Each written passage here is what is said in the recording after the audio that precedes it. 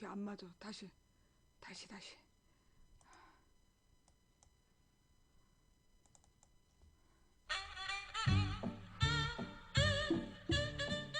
어서오세요, 어서오세요. 도봉구 창동 사는 불량주부 망치 부인이 운영하고 있는 생방송 시사사방에 오신 것을 환영합니다. 반갑습니다. 감사합니다. 예, 어서오세요. 네, 아이고, 정말 3일 동안 제가 생방송 못해가지고, 사실 3일은 아니야? 정확하긴 이틀이야. 화요일, 수요일 날 생방송이 없어서 여러분들 그 많이 저기 괴로우셨죠? 예, 반가워요. 예. 어때요? 좀 얼굴이 좀 나아 보이지 않아요? 제가 3일 동안 쉬었더니 그래도 목에서 피냄새 나는 건 사라졌어. 얼굴이 갸름해졌어요. 이게 다 스트레스 때문인 것 같아. 이 스트레스성으로 몸이 이렇게 부었었나 봐요. 근데 이렇게 정말 좋은 경치 보면서 이렇게 그 돌아다니고 목을 안 썼더니, 예, 목에서 이렇게 피냄새 나는 게 많이 사라졌어요. 예. 음. 뭐 여기 아팠던 거, 다 나았어요. 여기 다 나았어. 뭐 이거 50개월 전부터 긴장했잖아. 아니었어?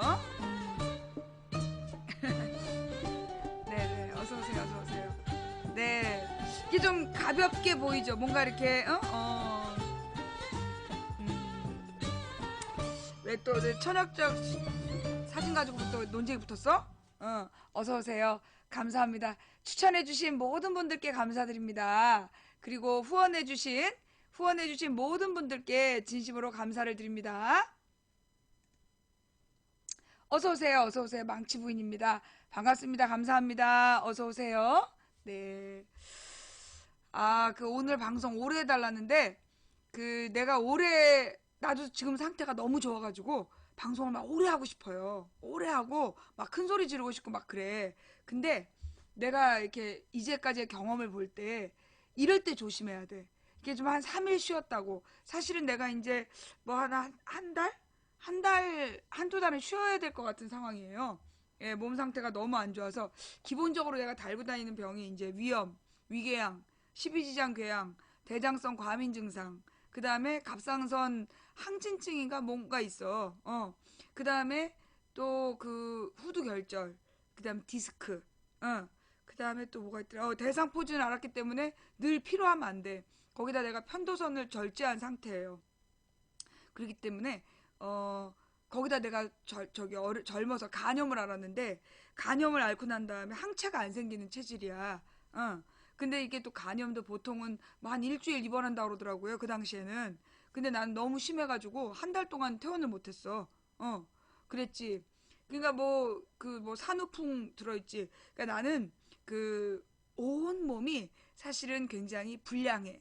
내가 왜 불량주부냐 하면 신체가 불량하기 때문이야. 여러분 아시다시피 제가 한 30분 걸으면 30분 걸으면 어지러워요. 30분 걸으면 어지러워. 그리고 막 이렇게 그 고관절이 또 고관절 따로야. 디스크 따로, 고관절 따로. 근데 이 고관절 때문에 막 1시간 정도 걷고 나면 이게 뒤뚱거리고 걸어야 돼. 막 이렇게 쩔뚝쩔뚝. 그래가지고 이제 내가 아주 신체 상태가 너무나 구려. 그래가지고 이제 건강을 조심해야 되는데, 근데 사실 몸이 이렇게 망가지게 된 데는 어려서부터 좀 나의 문제가 뭐냐. 힘들어도 힘든지를 몰랐어. 내가 이렇게 몸이 망가지게 된 이유가 뭐냐. 그러니까 힘들면 그걸 알아야 되잖아요. 몸이 피곤하다, 힘들다, 그럼 그걸 알아야 되잖아. 근데 사고가 날 때까지 몰라. 그게 이제 그러니까 내 스스로 조정을 못 하기 때문에, 이렇게 딱 눈 떠보면 병원이야. 눈 떠보면 병원이라서 그때 가서 이미 사태가 상당히 진행된 다음에 알게 되는, 예, 그런 좀 스타일이고, 그 다음에 이제 일을 한번 하기 시작하면 좀 좋게 말하면 집중력이 좋은 거고 나쁘게 말하면 사리 분별을 못 해갖고 일을 한번 딱 하기 시작하면 밥 먹는 것도 잊어버리고 어쩔 때는 숨 쉬는 것도 잊어버려요. 숨 쉴 틈 없이 일한다는 말을 나는 알아.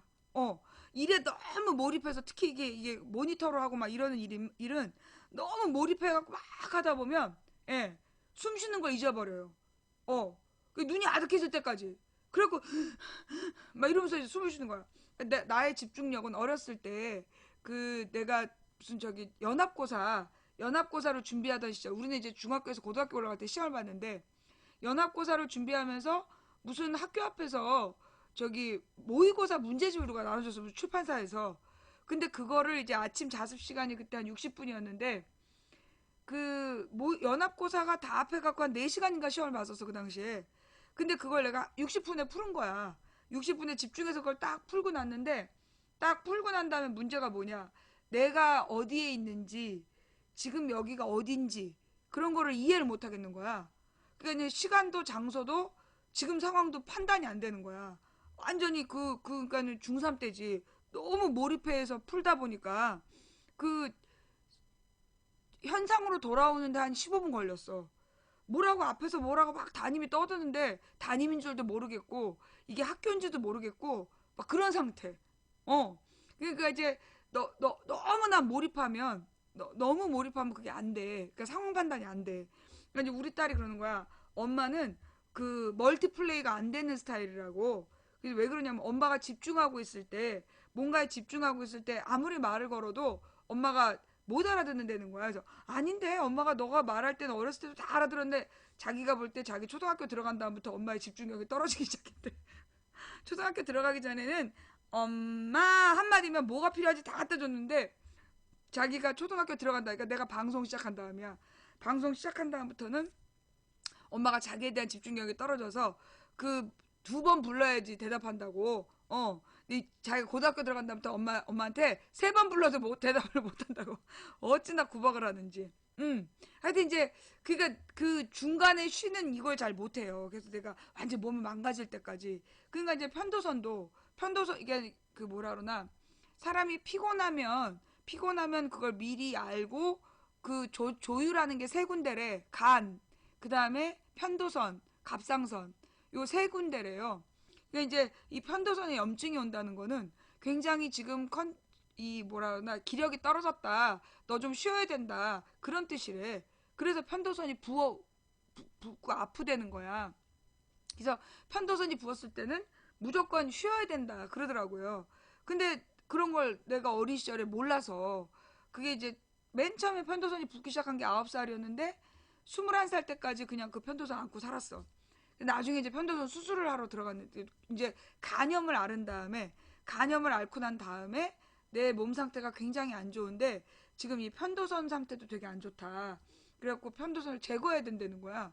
근데 이제 처음에 이제 그걸 하루에 입원해가지고 편도선 수술 되게 간단한 거라고. 그래서 그날 당일에 입원해서 그날 당일 수술하고 나오는 그렇게 프로그램을 짜고 입원을 해서 수술바늘 꽂았어. 그때는 이렇게 두꺼운 이게 플라스틱 심이 들어있는 수술바늘까지 다 꽂았는데 그 의사들이 비상으로 모인 거야. 얘 상태는 지금 오늘 하루에 내놓으면 안 되는 상태다. 그래가지고 수술바늘 다 여기 완전히 시퍼렇게 멍들면서 수술바늘 꽂았는데 빼고 퇴원을 했어. 강제로 이제 다시 나가라 그랬고 다시 일주일 동안 입원하라고. 근데 편도선 수술로 일주일 입원한 사람이야 내가. 어 어이가 없죠. 편도선 수술을 세상에 일주일 동안 입원해가지고 어디서 문제가 생길지 모른다. 그래가지고 그렇게 이제 수술을 해서 제거를 했지. 그리고 이제 갑상선은 어려서부터 좀 안 좋았는데 5학년 때부터 안 좋았는데 그 대학교 이제 간염 그때가 하여튼 몸이 총체적으로 망가졌었나 봐.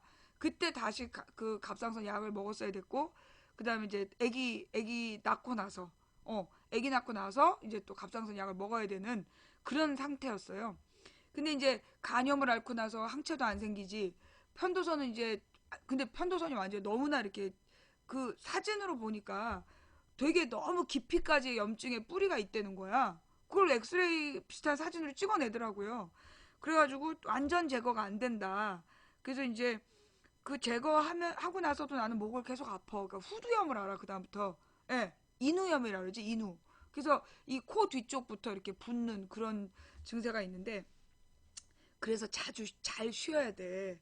최대한 몸을 아끼고 에너지를 조율을 해야 되는데 그게 안 되는 거야. 한번 뭐에 꽂히면 막 스트레이트로 막 달리고 나서 퍽 쓰러질 때까지 그냥 가는 거야. 그러니까 내가 그때 그래서 박원순 시장 때 대상포진 걸려가지고 그때 그 의사가 요거는 그 노인병원에서 돌아가시기 직전 어르신들이 그러니까 모든 면역력이 떨어져서 돌아가시기 직전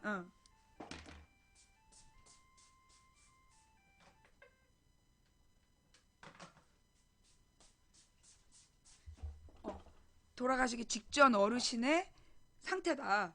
왜냐면 이게 한 7cm 됐어.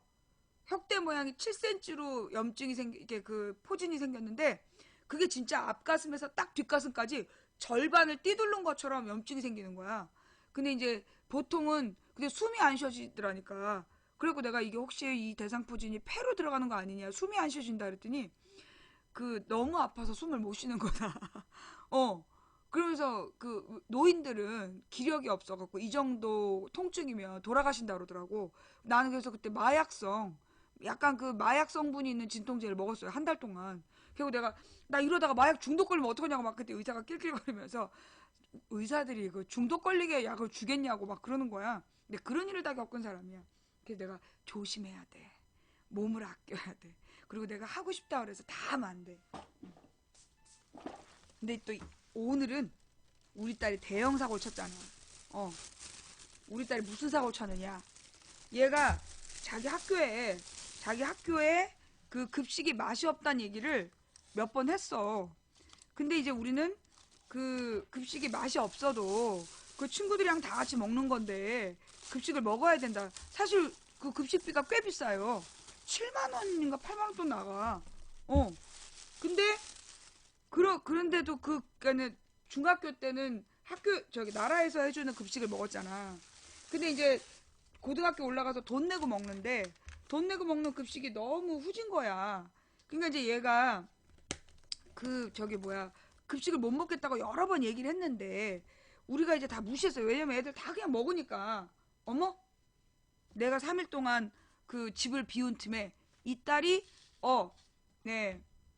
한 한 끼 먹는데 한 끼 먹는데 5만 얼마고 5만 6천 원. 아니 되게 비싸요. 급식비가 너무 비싸. 생각보다 한 끼 먹는데. 예. 중식만 먹. 그리고 우리 딸 이제 그 저기 자율학습 안 하거든. 석식 안 먹는데 석식 먹을 때는 9만 원인가 냈어. 어. 아니 그래갖고 이제 얘가 중요한 건 11월부터 급식을 거부한 거야. 어. 급식이 너무나 맛이 없다 그러면서 급식을 11월부터 자기 신청을 안 했대. 그래놓고 우리 딸이 그런 거야. 괜찮아. 학교 가서 그냥 뭐 빵 쪼가리 사 먹지 뭐. 야, 이 못된 기집애. 그게 이제 그 애비가 그걸 두고 볼 사람이야? 괜찮아. 학교에서 그냥 빵 쪼가리나 사 먹으면 돼.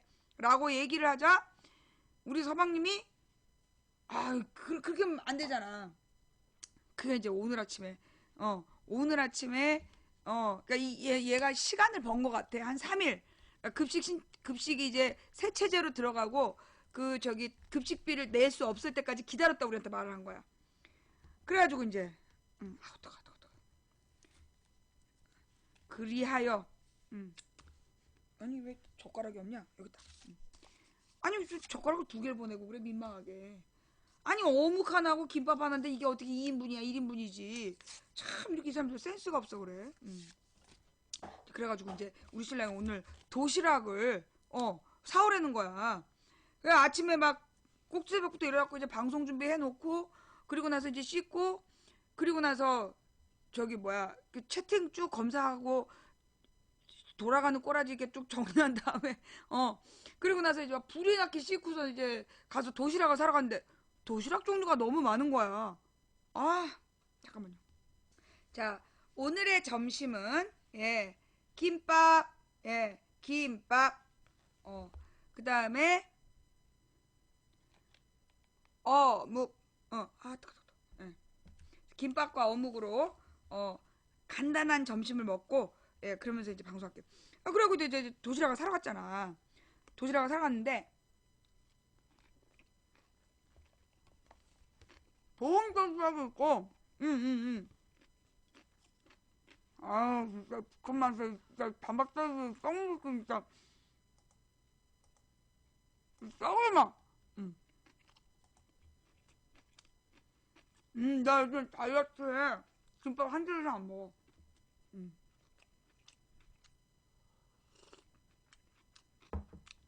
음.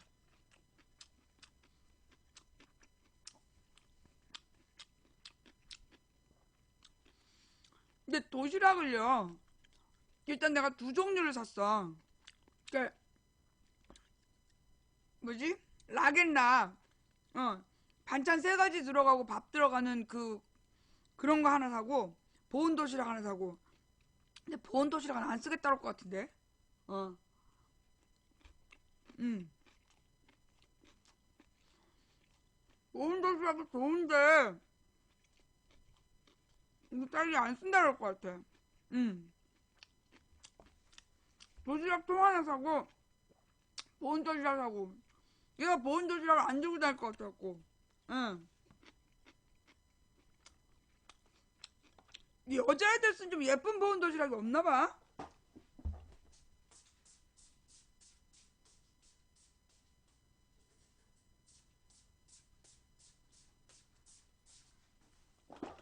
김치는 꼬다리만, 김밥은 꼬다리만 먹어도 다 먹은 거야.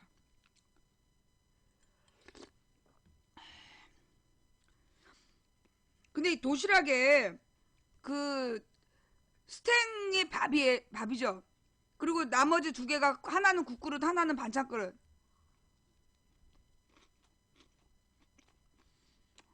어? 유치원생들 도시락 싸다 주려고 그러는데 우리 딸한테 혼날까봐 또. 내가 그때 헬로키티, 응? 헬로키티 잘못 싸워가지고 나 뒤지고 났잖아.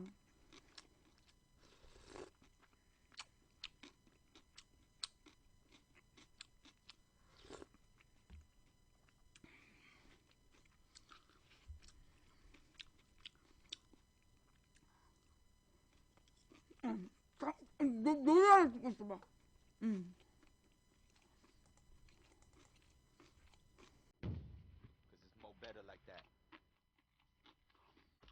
업다운이 불렀어요, 마이스타일.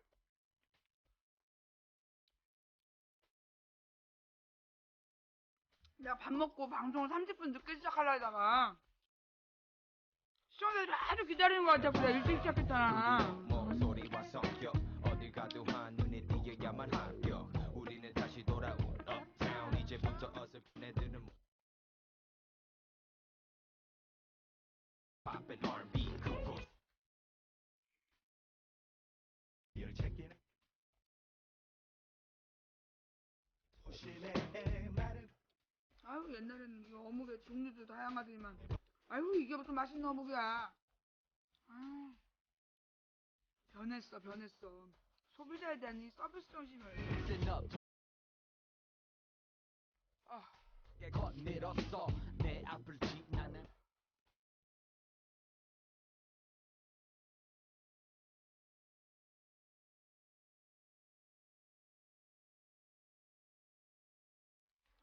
안 쉬네. 아, 또 바빠 죽겠네. 누가 지금 이 시간 전화까지. 네, 지금 제가 생방송 중입니다. 네.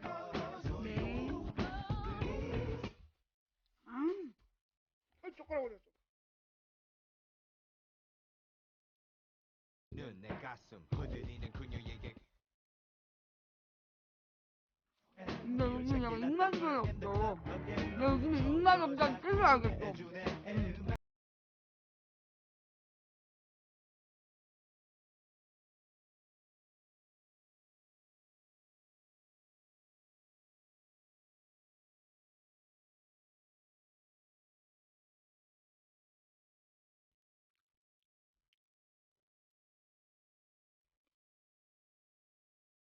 먹으면 맛있는 거 먹고 싶어야 되는데, 음.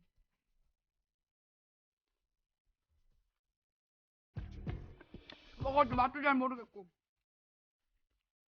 말아라 남자답게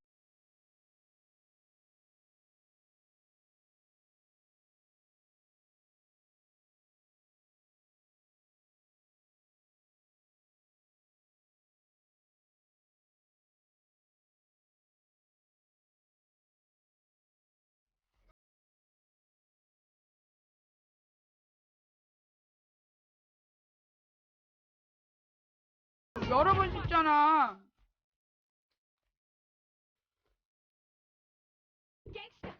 옛날에는 그냥 꼴딱꼴딱 삼켰어 내가.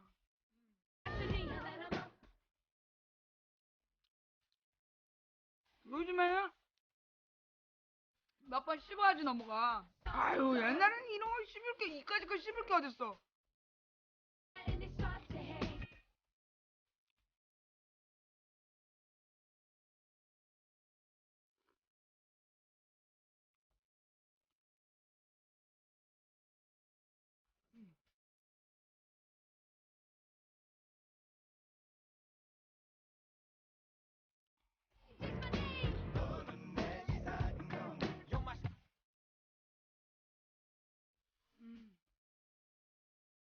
어, 너희 방송 들어가는데 기다려가지고 미안해. 음.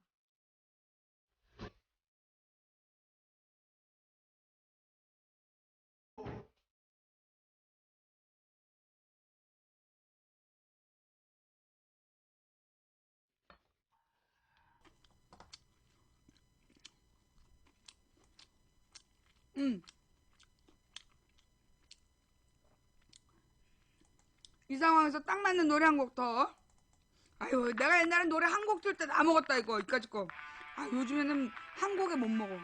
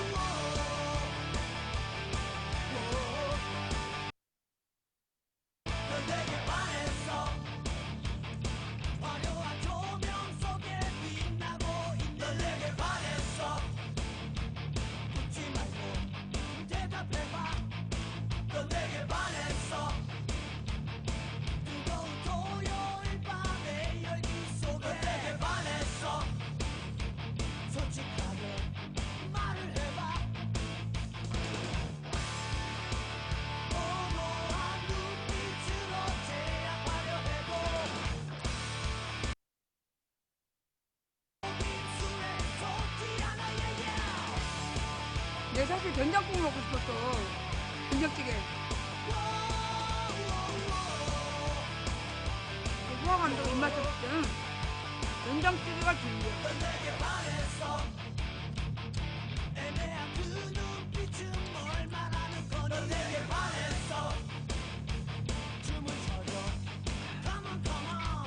요즘 다이어트 중이야. 많이는 안 먹어. 다이어트 때문에 살이 너무 쪄가지고 먹기만 하면 살이 쪄. 얼마나 먹는다고 내가.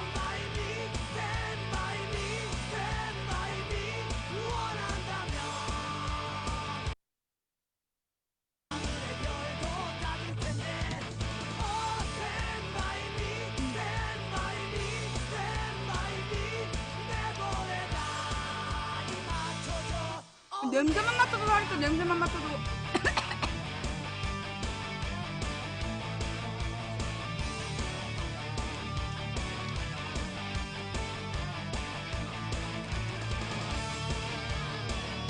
그냥 밤늦게까지 일하고 와가지고 밥을 못 먹었다고 라면을 먹었어. 난 옆에 앉아만 있었는데 라면 신랑이 먹고 난 냄새만 맡았는데 사실 내가 쓰고 라면 먹고 난 신랑은 눈이 안 붓고 나는 냄새만 맡았는데 눈이 쫑쫑 붓고. 내가 입맛이 없어.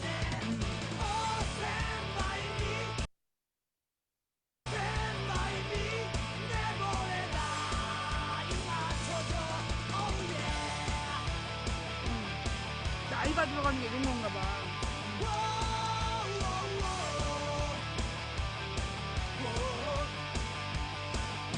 옛날에 진짜 식욕이 안 좋았는데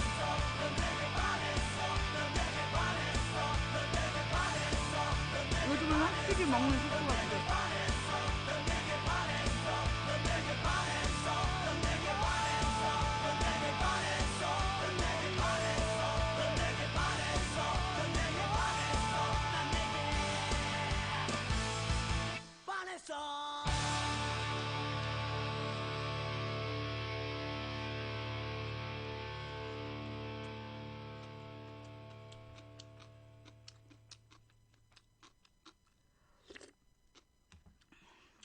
아유, 기다리시게 해서 죄송해요. 추천해주신 모든 분들께 감사드립니다.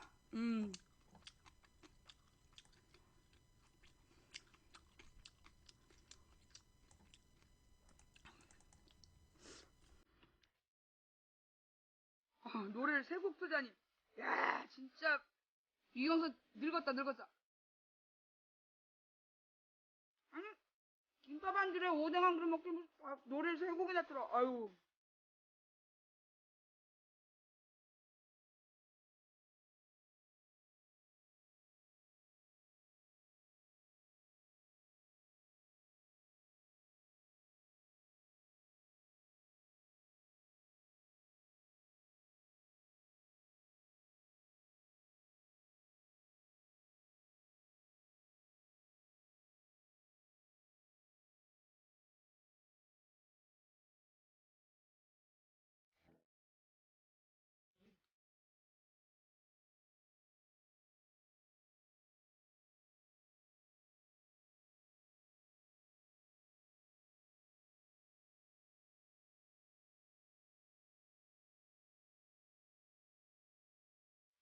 옛날에 여기 치즈 들어있는 오뎅도 있고, 꼬운 오뎅도 있지. 이거 다 없네. 응?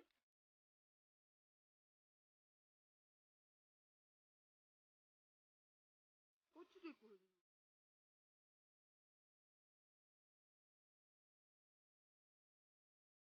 오뎅이가 1인분이거든, 한 그릇?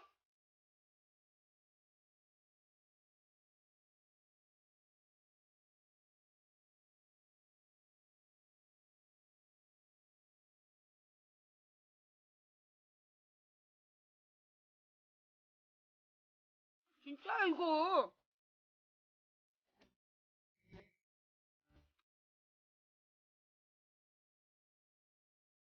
응. 이 오뎅이 1인분인 이유. 젓가락 딱 2개 왔거든? 비어있지? 젓가락 딱 2개 왔어. 김밥 1인분, 오뎅 1인분. 딱 2인분이란 얘기야.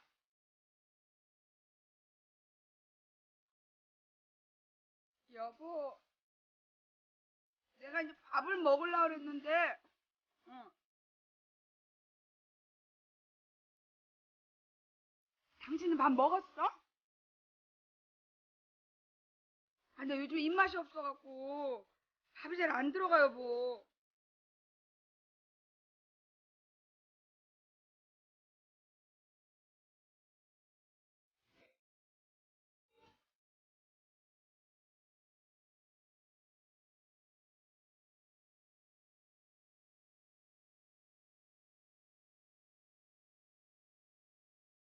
김밥 아주 조금이 왔더라니까, 조금. 김밥 조금. 그리고 오뎅, 옛날 오뎅하고 달라요, 여보. 이게 진짜 얼마 안 들어있어. 어묵이 거의 없더라니까. 다 유부야, 유부. 유부가 많아서 그렇지, 이게 절대 이게 풍성한 양이 아니야. 그럼.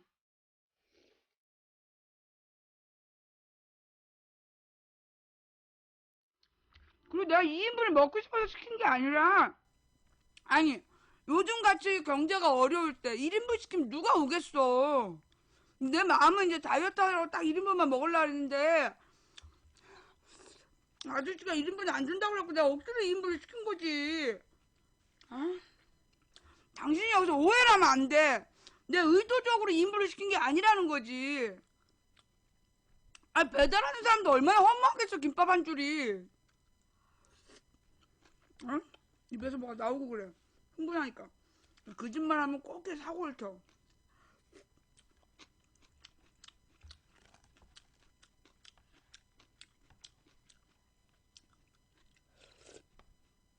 어묵은 전철역에서 먹어야 돼.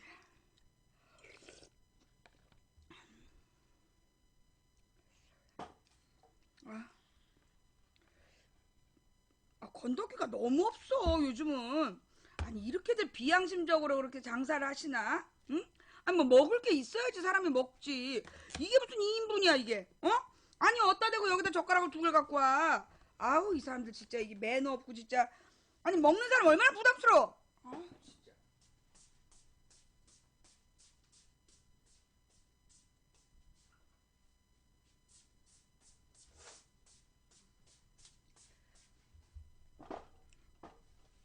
국물 많이 먹으면 살쪄. 그래서 나는 어묵은 건더기만 먹어. 전철역에서도 어묵 국물은 거의 안 먹어. 국물 먹으면 살쪄.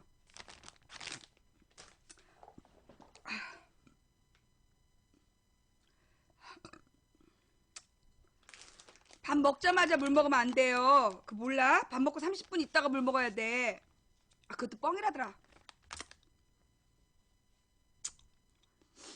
아, 차라리 밥 먹고, 응? 밥 먹고 물을 좀 먹어주기 좋다며. 응.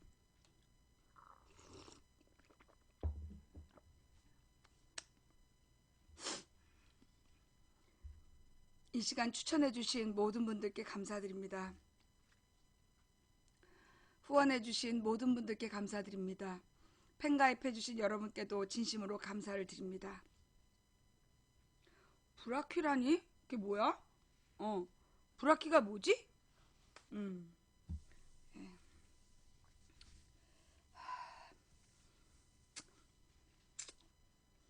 아, 먹잘 게 없어, 먹잘 게.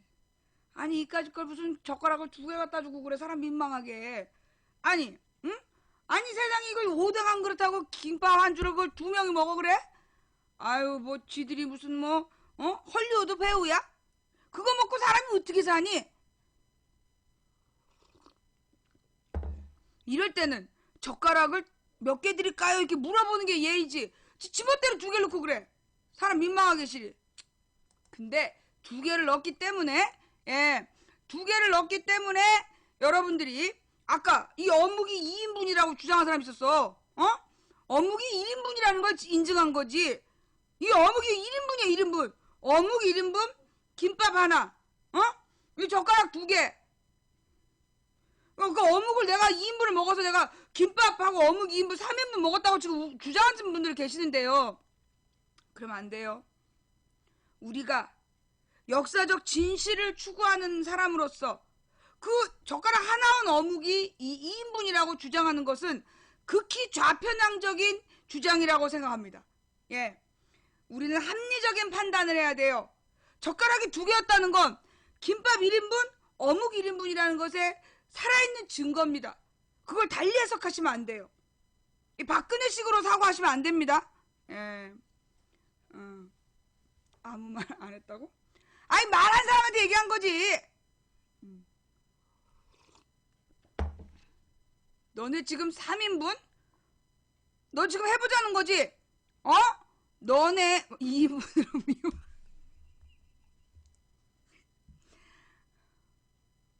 너네 내가 한번 몽땅 너네 벌 좀 받아야 돼. 안 되겠어. 너네는 계엄령이 뭔지를 느껴봐야 돼. 어따 대고 3인분이야. 올바른 가치관을 가지고 그 어묵 한 그릇하고 김밥을 보면 그건 무조건 2인분이야.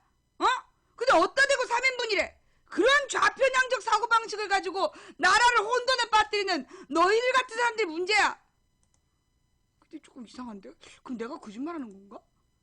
이거 3인분이 그러면 그래서 누가 틀린 거야?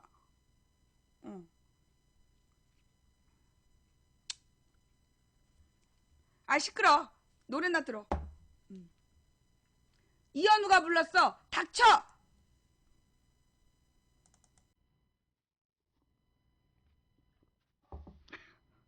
좌시하지 않겠습니다. 아, 좌시하지 않으신다? 영수증. 너네 말 잘했어. 이 아저씨는 왜?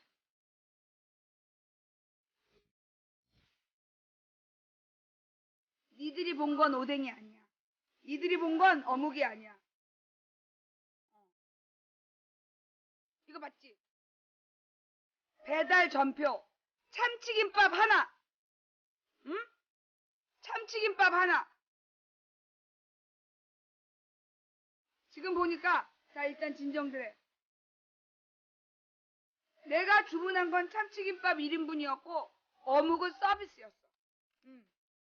그런 거 있잖아. 왜 짜장면 시키면 단무지가 서비스로 와.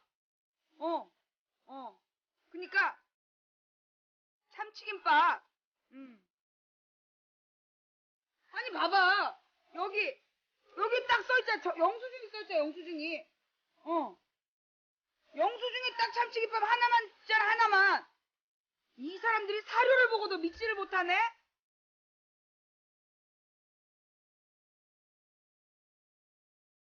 전화 녹취록 그런 거 없어. 그런 거 밝힐 수 없어. 그런 거 밝힐 수 없어. 근데 진짜 왜 영수증이 이렇게 오지? 내가 어묵 하나, 어묵 하나 하고 저기 김밥하고 2개 시켰는데 왜 영수증이 하나만 오는 거지? 진실의 누락이야. 이건 진실의 누락이야. 이런 식으로 역사가 조작되면 안 돼요. 예. 나는 분명히 2개를 주문을 했고, 여러분들은 다 같이 봤어. 내가 어묵 1인분, 김밥 1인분을 먹는 걸. 그런데 이 영수증에는 오로지 참치김밥 하나라고 남아있기 때문에, 훗날 오늘에 대한 사료를 찾는 사람들이, 아, 망치 부인이 오늘 먹은 것은, 김밥 하나다. 이런 오해를 불러일으키는 거야. 아, 이렇게 되면 안 되는데, 이거 진짜. 이 영수증을 국가수로 보내가지고, 그 영수증을 국가수로 보내갖고 진실을 추적해야 되나? 아, 이 사람들 이거 혹시 세금 포탈을 목적으로 실제로 두 개를 팔아놓고 1개 팔았다라고 거짓 신고하는 건가? 아, 큰일 났네, 큰일 났어. 어머, 여러분 시간이 너무 오래 갔어요. 네. 젓가락은 왜 2개? 그러게 말이야. 아, 지금 이 시간에 바쁜 사람한테 전화해가지고 나한테 1인분 보냈어요, 2인분 보냈어요. 그게 물어보면 되겠냐? 이 눈치 없는 인간들아. 아주 그 사장님도 먹고 살아야 될 거 아니야. 여기까지 해, 이제. 여러분, 3일 만에 뵈니까, 3일 만에 뵈니까 너무 반가우신가요? 네. 어서오세요, 망치부입니다.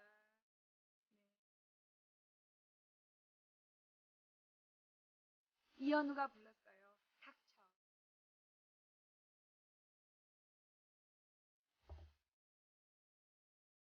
이현우가 불렀다니까요. 닥쳐.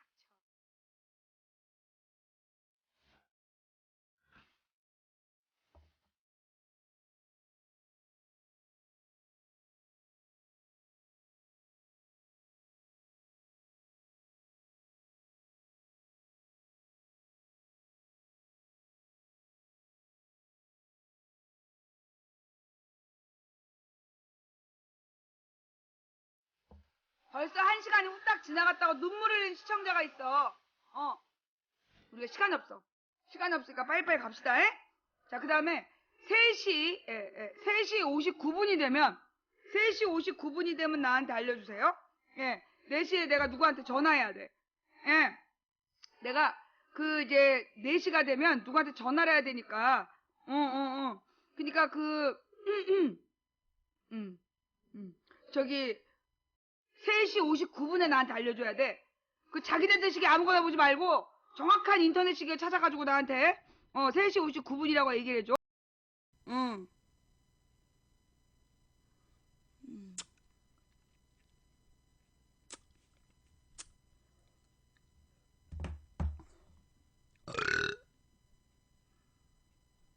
아, 네, 마이크가 끄기 전에 나와버렸네, 이거. 당황들 하셨죠? 네. 당황하신 여러분, 예, 진정들 하시고, 인사 나누세요. 브라키라고 해요. 예. 이게 오신 지 얼마 안 된 분들은 브라키가 누구냐, 이런 생각을 하시는데, 예, 때는 바야흐로 지금으로부터 9년 전, 2007년이었어요. 8년 전이구나. 2007년 11월. 그때 우리나라에는, 신모 씨가 만든 졸작, 예, 디워라는 영화가 유행을 하고 있었죠. 막 애국심으로 그 영화를 봐야 된다고 썩을 놈들이 개소리를 막 하던 쉰소리를 막 하던 시절이었어요. 그때 우리 진중권 교수님이 디워에 대해서 너무나 정확하고 신랄하게 비판을 한 거야. 이 썩을 놈들이 그냥 진중권 교수를 그냥 들이다 밟아대면서 나한테 어떤 의견을 갖고 있냐는 거야. 내가 그랬지. 나는 이무기보다 사람이 연기 못하는 거 처음 봤다. 그러면서 내가 이제 나는 진중권 교수 말이 맞다고 생각한다. 그러면서 이제 막 얘기를 하고 있었어. 막 논란이 가속됐는데 그때 딱 이렇게 얘가 나온 거야. 그러자 이제 채팅창에 누군가가 브라키다 라고 썼고, 그 뒤로 이 아이는 내 안에 있는 또 다른 자아 브라키가 되었죠. 반갑다는 인사말을 전해드립니다. 네, 제가 이렇게 통역을 해드릴게요. 예, 여러분 반갑습니다 라고 얘기했어요. 자, 여러분 진정하시고, 자, 진정하고, 자, 우리 오늘 본문으로 들어갈까요? 3시 59분까지 시간 얼마 남지 않았습니다. 아,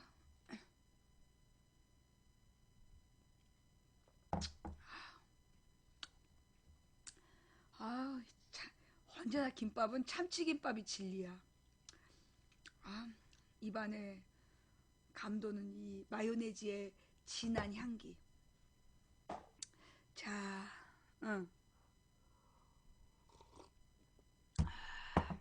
자, 오늘의 할 이야기. 네, 입맛. 그래, 내가 입맛이 별로 없어.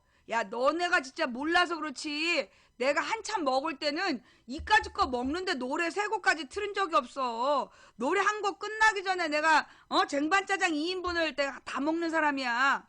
아, 그 쟁반짜장에 얽힌 그 슬픈 추억 있잖아. 나는 늘 전화를 해서 그랬어. 쟁반짜장 1개 갖다 주세요. 그러면 커다란 접시에 오는 거야. 막 탕수육 접시 같은데. 그 나는 그걸 늘 1인분이라고 생각하고 먹었어. 8,000원씩 내고. 그 몇 년 전이지. 그러니까 2008년에 8,000원 내고 이제 한 접시를 시켜서 먹었는데, 근데 어느 날 내가 쟁반짜장 1인분이요 그랬더니 조그만 접시에 오면서 4,000원을 받는 거야. 근데 이제 내가 그때 쟁반짜장 1개요 그래서 시켜 먹을 때 사람들이 전부 다 논란이 있었어. 이 진상규명을 해야 된다. 망진요. 망치 부인에게 짜장의 진실을 요구한다 막 이러면서 이게 2인분이라는 막 논쟁이 있고 그랬지. 근데 그때도 내가 물론 뭘로 밀어붙였어. 젓가락이 1개 왔다. 2개였나? 아니, 젓가락 1개 왔어. 젓가락이 1개 왔다. 그러니까 1인분이다. 그래서 막 밀어붙였는데, 아유, 그 다음에 내가 이제 쟁반짜장 1인분이요. 근데 조그만 접시가 오더라고. 그래서 이제 그동안 내가 그게 2인분이라고 우기면서 장렬하게 블랙된 모든 사람들 사면해줬잖아. 그런 사태 이후로 내가 사실 짜장면을 끊었어. 짜장면은 공개적으로 나를 망신 줬기 때문이야. 이건 짜장면의 배신이야. 아니, 그러면 그 쟁반짜장 1개요 했을 때 그게 2인분이면 젓가락 2개 보내야 될 거 아니야. 아, 왜 1개를 보내냐고. 사람 민망하게. 그리고 아니, 누가 쟁반짜장을 시키면서 1인분이요 이래 1개요 그러지. 쟁반짜장 1개, 짬뽕 하나 이렇게 시키지. 도대체 이 업계에서 질서가 없어. 질서가. 쓸데없이 그냥 젓가락 수를 필요할 때는 조금 먹고 이제 안 와도 될 때는 많이 오고. 배불러.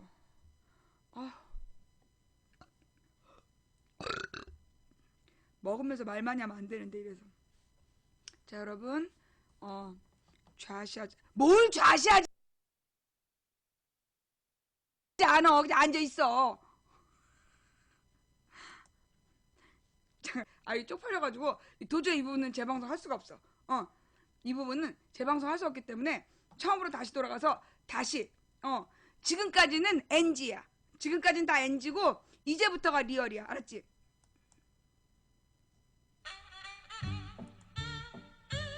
어서오세요. 어서오세요. 도봉구 창동 사는 불량주부 망치 부인이 운영하고 있는 생방송 시사 수다방에 오신 것을 환영합니다. 반갑습니다. 감사합니다. 어서 들어오세요. 네, 지금 이 채팅창에서 작은 소요 사태가 있어서 간단하게 잠깐 장례를 정리하고 가겠습니다. 진정들 하세요. 알았어. 재방송 하면 될 거 아니야. 내 재방송 하면 될 거 아니야. 앞부분. 아유, 내가 진짜.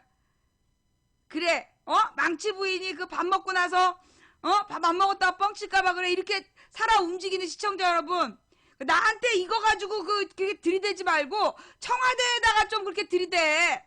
청와대에다가 왜 역사를 가지고 이렇게 지랄 연병을 떴냐고. 거기 가서 좀 얘기를 해. 나한테 그냥 증거 조작이라고. 지금 이 상황은 증거 조작이 아니야. 내가 뭐라 했어. 영수증이 지금 좀 그렇다니까. 아니면 이 아저씨는 왜 참치김밥 하나 오뎅 1인분 이렇게 안 쓰고 참치김밥이라고 써가지고 괜한 오해를 놔.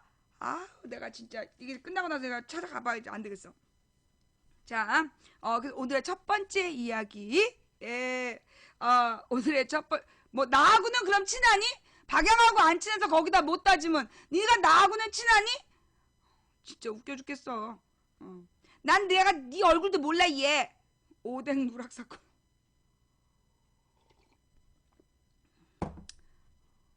그 오뎅 은폐 사건에 대해서 정확한 진상조사를 한 후에 알려드리도록 하겠습니다. 일단 이 현장에서 발견된 영수증 쪼가리는 지금 이 사태를 매우 이 사태를 더 악화시키고 있는 것 같습니다. 예, 대단히 죄송하고요. 예. 김밥 주문후 녹취록 공개 요금. 아, 나 됐어 필요 없어 진짜. 그래 내가 3인분 먹었다 그래. 내가 3인분 먹었다. 이 민주주의가 별거 아니야. 다수가 원하면 그대로 따라주는 거 그게 민주주의야. 알았어. 그래 내가 3인분 먹은 걸로 내가 봐줄게. 됐니? 내 젓가락은 2개 갖고 이 영수증에는 1인분만 표시되어 있지만 내 니네들의 요구를 받아들여서 내가 이게 3인분이라고 인정해줄게. 됐지? 아유 내가 대통령을 해야 돼. 내가 대통령이었으면 지금 국민 68%가 반대하는 저기 미치 국정을 하겠어? 아유, 나는 물론 속으로는 여전히 난 2인분을 먹었다고 생각하고 있지만, 아니 1인분을 먹었다고 생각하고 있지만, 그리고 나는 젓가락이 2개인 걸로 봐서 2인분이라고 추정하고 있지만, 그날 여러분들이 계속해서 3인분이라고 우기니까 내가 3인분이라고 인정하면서 오늘 본문으로 들어갈게요. 오늘의 첫 번째 이야기는 여러분 듣고 계십니까? 10월달에 그 수출의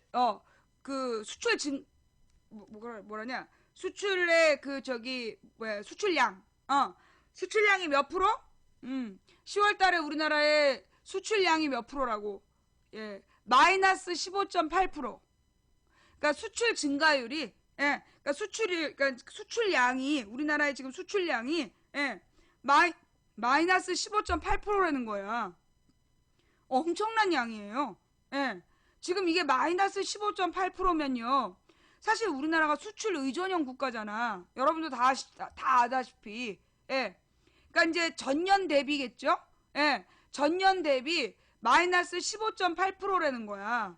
근데 이제 이게 박근혜가 들어선 다음에 계속해서 계속 이제 그 적자 폭이 있었는데 이번에 마이너스 15.8%는 이거는 지금 수출 붕괴 위기래요.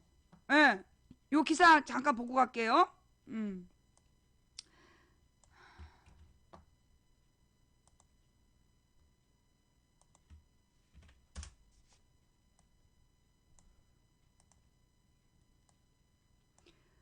10월 수출 마이너스 15.8%, 수출 붕괴 위기 직면.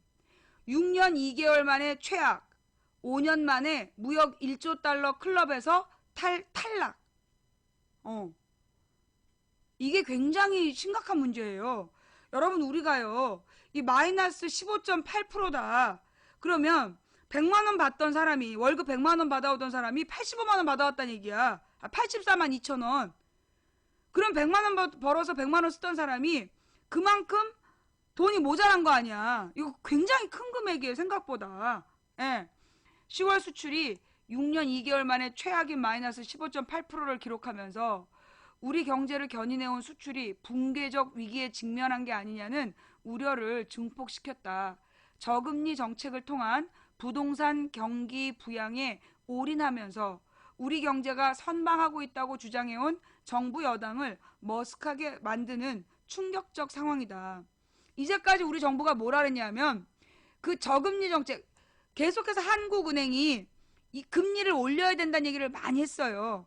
그럼에도 불구하고 우리 정부에서는 저금리를 강조했어. 그런데 물론 이 저금리가 우리 일반 서민들한테 저금리가 아니라 부동산 그 투기범들, 부동산 많이 갖고 있는 놈들을 위해서 저금리 상품을 계속, 그러니까 이게 그 금리 이자를 낮춰주는데 그 이자 차액을 국민 세금으로 막 메꿔준 거야. 근데 결국 그 혜택을 받은 사람이 국민 골고루 혜택 받은 게 아니야. 지들끼리 아는 놈들끼리 나눠서 가져가 버렸기 때문에 우리 서민들은 그다지 저금리 혜택을 못 받았어요. 저축은 저금리로 인정받지만 대출 이자는 실제로 우리가 다 같이 혜택 받지 못했어. 내가 작년에 금리가 계속 낮은데 왜 우리는 이렇게 대출 이자가 높으냐고 은행에 가서 물어봤더니 은행에 가서 물어봤더니 그 저기 뭐야 난 해당 대상이 안 된다는 거야. 뭐 해당 대상이 누구냐? 그랬더니 뭐 해당 대상은 이미 전부 다 그 상품이 팔렸기 때문에 나 같은 서민은 해당 대상이 안 된다는 거야. 그래서 지들 멋대로 그 이유를 나는 틀림없이 변동이라고 했는데 언젠가 지들끼리 고정이라고 해놓고 그래서 고정이 뭐 이걸 바꾸려면 몇 달을 기다려야 된다는 거야.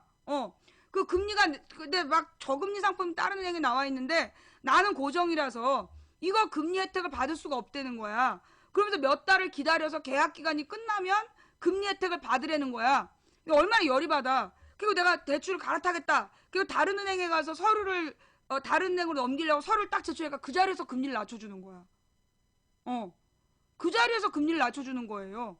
나한테 3점 몇 프로씩을 3.8%인가 3.4%인가를 계속 이자를 받고 있었어.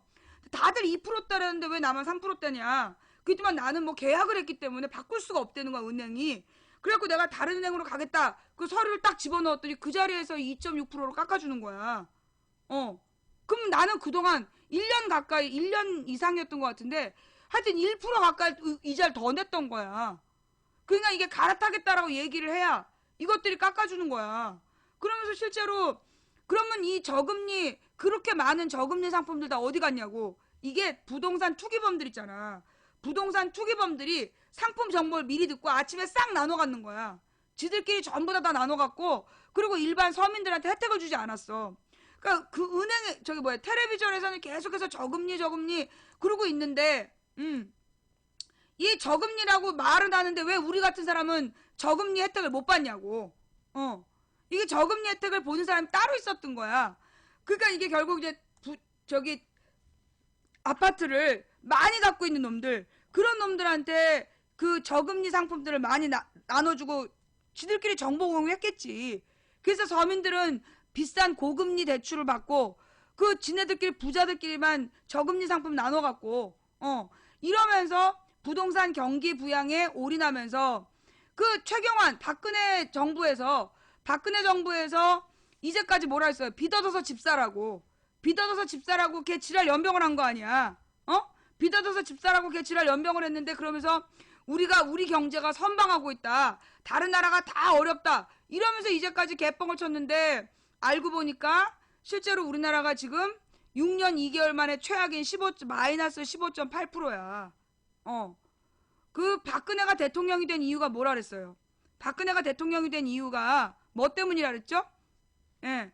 경제를 살릴 거라는 기대감. 이승만 때보다 박근혜가 박정희가 되면서 경제가 막 살아났어. 경제가 성장했고 일자리가 늘어났고 그래서 그 혜택을 본 사람들이 박근혜가 대통령이 되면 서민들의 경제가 나아질 거라는 기대감을 가지고 박근혜를 뽑아준 거예요. 근데 박근혜가 지난 2년 8개월 동안 해왔던 경제정책은 일관되게 뭐야? 재벌의 규제 완화. 재벌이 모든 이윤을 독식하는 것을 규제하는 그런 모든 규제들을 없애라. 그걸 일관되게 주장했어요. 2년 8개월 동안. 두 번째는 뭘 주장했어요? 부동산 경기 부양을 위한 저금리 정책. 그러면 부동산 부양을 위한 저금리 정책은 뭐냐? 부동산을 많이 갖고 있는 사람들에게 유리한 이자 혜택을 주기 위해서 몇 조 원을 풀었어. 몇 조 원을 풀어가지고 부자들의 이자를 대신 내준 거야. 국민 세금으로. 이걸 서민들의 혜택을 못 받은 거야. 이래놓고 지금 박근혜가 뭐라 그래요? 문재인이 국회에서 농성해서 그게 문제라고. 아니 수출 마이너스 15.8% 된 게 문재인 때문이야? 지금 우리나라 경제가 이 모양인 게 지금 우리나라 경제정책의 책임자가 문재인이야? 야당이 발목을 잡아서 그 민생 문제가 해결이 안 된대. 여러분 지금 국회에서요. 지금 김무성이 지들끼리 막 통과시키려는 법안이 뭐야? 지금 저 국회에서 새누리당에서 지들끼리 의회를 열어가지고 통과시키겠다는 법안이 무슨 법이에요? 노동악법. 박근혜 노동법. 박근혜 노동법의 문제가 뭐예요? 임금 피크제. 정규직의 임금을 토막내겠다. 자르겠다. 비정규직 수준으로 낮추겠다는 거 아니야. 그 다음에 또 뭐 있어요? 두 번째가 임금 피크제하고 그 다음에 쉬운 해고, 해고를 더 쉽게 하기 위해서 어떨 땐 해고시킬 수 있다라는 조건을 달아주는 거. 원래는 지금 해고를 마음대로 시킬 수가 없어. 원래는 정규직을 마음대로 시킬 수가 없는데 지금 박근혜가 바꾸려는 노동법 2개가 정규직을 쉽게 자를 수 있는 법이라고. 정규직을 쉽게 자를 수 있는 법을 만들려고 지금 야당한테 압박하는 거 아니야. 그래서 만약에 문재인이 지네들이 하자는 대로 국회에 들어가서 동의해주면 누가 또 욕먹어? 사고는 지네가 치고 문재인한테 또 덮어씌워서 욕을 할 거 아니야. 문재인과 새정연한테 야당에게 다 덮어씌워서 욕을 할 거면서, 그러면서 지금 민생 문제가 심각한데 국정교과서 갖고 시비를 건다고. 야! 이것들이 민생 살리라 그러니까 국정교과서 집어던지고 미국 간 거 누구야?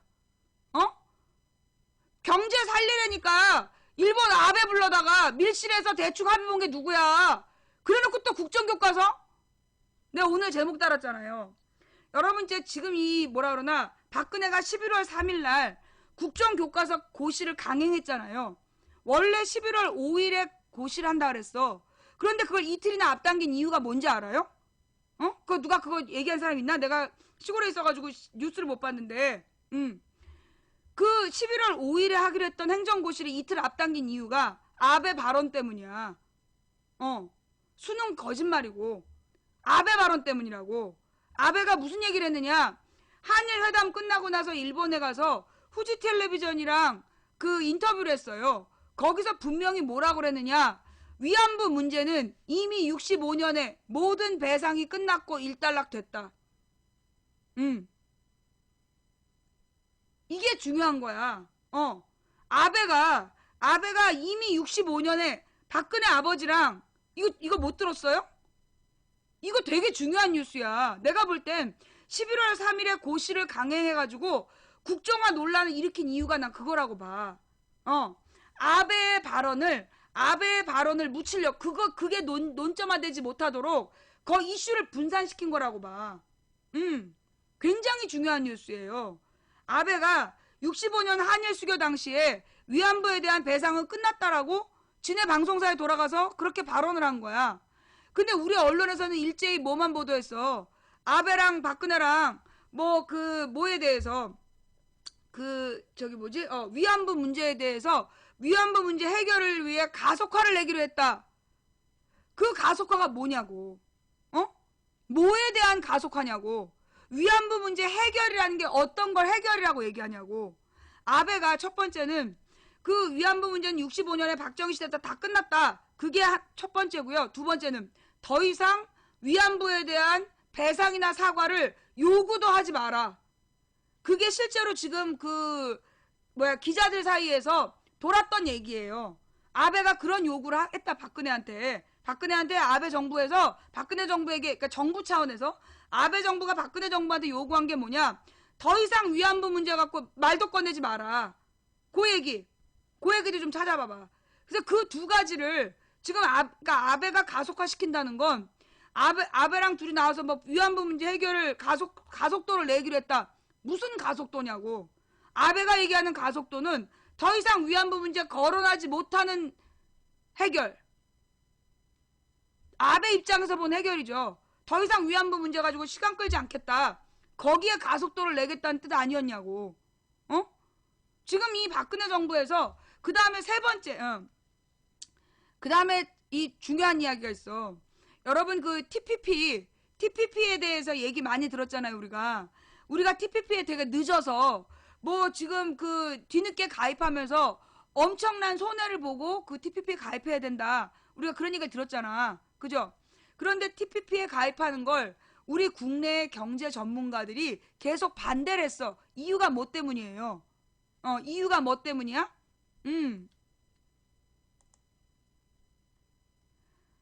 망부님이 직접 듣지도 못했는데 너무 추정적으로 주장하는 거 아닌가요? 뉴스에 나왔어. 월요일 뉴스에 다 나왔던 내용이야? 너가 안 들으면 그게 추정이라는 편견을 버려. 자, 그래서 지금 세 번째로 중요한 문제야. 세 번째로 중요한 문제가 뭐냐? 지금 이번에 한중일 정상이 모였잖아. 거기서 뭐 얘기했대? 한중일 FTA 그 TPP를 환태평양 경제협약에 대해서 환태평양 경제공동체라는 TPP에 우리나라 전문가들이 한국이 굳이 그걸 가입할 필요가 없다라고 얘기했던 게 누구 때문이에요? 일본 때문이야. 그 TPP 협정이라는 게 일본이 주도하는 건데 한마디로 일본이 여기 태평양 지역에 환태평양 지역에 경제 공동체를 구성하고 그걸 주도하겠다는 얘기야. 그럼 누구에게 가장 유리하냐? 이거는 일본에게 가장 유리한 구도인 거예요. 일본에게 가장 유리한 구도인데 우리가 일본이랑 FTA를 맺었을 때 우리가 유리하냐고, 불리하다고. 그래서 일본과의 FTA를 피하기 위해서 TPP 가입하면 안 된다. 그게 우리나라 경제 전문가들의 주장이었단 말이야. 근데 지금 이번에 그 관련 뉴스 좀 찾아오시고, 그런데 이번에 한중일 정상이 모여서 한중일 FTA를 하기로 했다는 거야. 그러면 중국은 시장도 있고 생산력도 있고 일본은 기술이 있어. 걔네들은 둘 다 손해볼 게 없어. 누구만 일본 기술 빌려다가 중국 노동력 빌려서 만들어서 수출하는 우리가 직격탄을 먹는 거야. FTA라는 게 뭐냐면 프리 트레이드 어그리먼트라 그래서 자유무역협정. 자유무역협정이라는 게 뭐냐면 한마디로 무역의 방어막이야. 자기네 나라의 무역을 보호하기 위해서 각 나라는 어떤 안전장치를 두고 있어요. 미국도 있고 일본도 있어.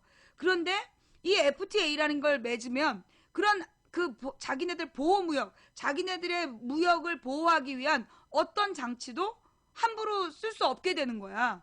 그게 FTA예요. 문제는 뭐냐면 우리가 미국하고 FTA를 했어.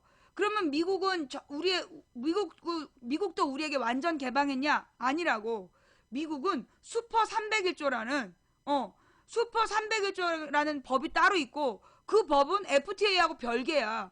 그래서 미국은 자기 나라의 농수축산업자들을 보호하는 슈퍼 301조라는 걸 가지고 있어.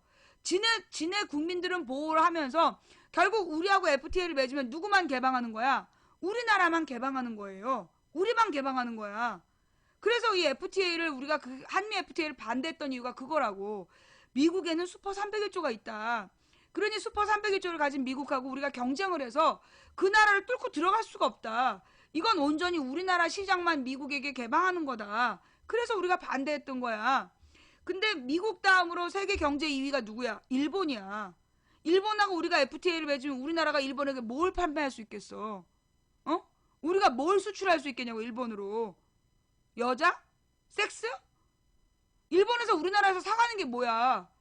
그러면 물론 일본에서 우리나라에서 사가는 게 있지. 그거 뭐냐? 농산물 중에 친환경 농산물 이런 거 일본에서 사가요. 예. 일본에서 우리나라에서 사가는 게 친환경 농산물을 사가. 그런데 공산품 같은 거 안 사가요.